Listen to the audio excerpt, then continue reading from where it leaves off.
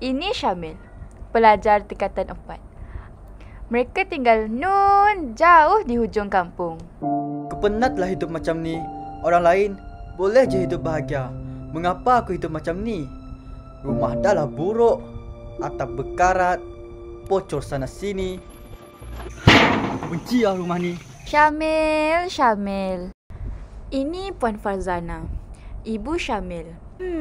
Hari ni nak masak apa ada saya kangkung dapat tolak lah.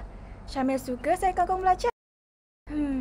Harap Abang Azim perbetulkanlah atap rumah yang bocor ni. Kesian bilik Syamil dimasuki air bila hujan lebat.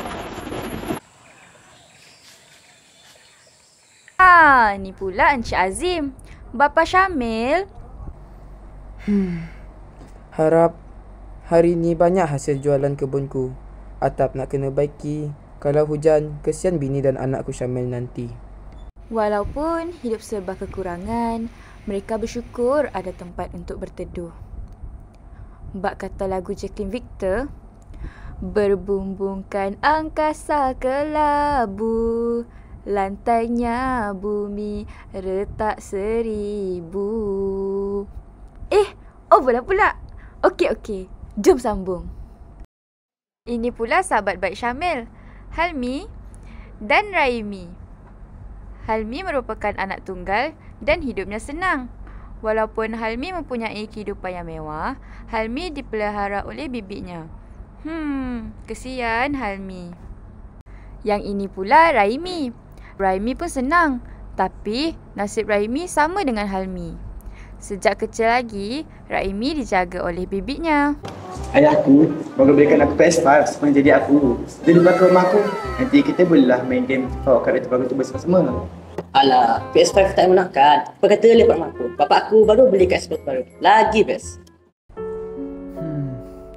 Rumah aku apa je yang ada. TV tak ada, peti sejuk tak ada, tilam, semua benda tak ada. Syamil. Kau lepak kat mana? Rumah aku ke rumah Amy? Kau pilih PS5 atau Xbox?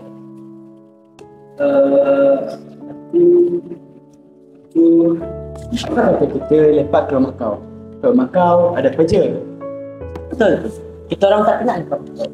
Setiap kali lepak pasti je ada rasa. Apa kata hujung minggu ni lepak mak kau boleh? Jadi ni, mereka berdua tak boleh ke rumahku. Aku malulah dengan keadaan rumahku.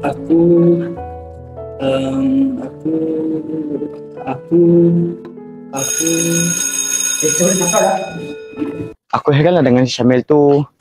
Setiap kita nak lepak ke rumah dia, mesti dia mengelak. Betul. Aku juga perasan. Aku ada dia. Apa kata kita ukari dia balik. Nanti kita tahulah kat mana rumah dia. Jom.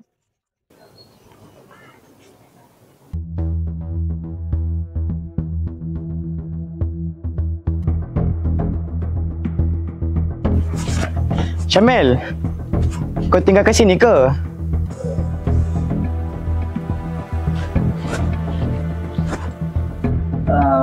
Aku... Tak apa Syamil. Betul serang je lah. Kau tak perlu malu. Kita kan kawan. Kau tengok betapa beruntungnya kau. Mak kau menunggu kepulangan kau. Aku berjumpa dengan mak ayah aku 3 bulan lepas je. Hari aku tahun ni bersama dengan bibikku saja. Macam tu, jom makan tengah hari kat rumah aku. Sejak kejadian tersebut, hubungan mereka bertiga menjadi lebih rapat. Sekejap. Cerita ni tak habis lagi tau. Korang tahu aku siapa? Aku sebenarnya... malulah.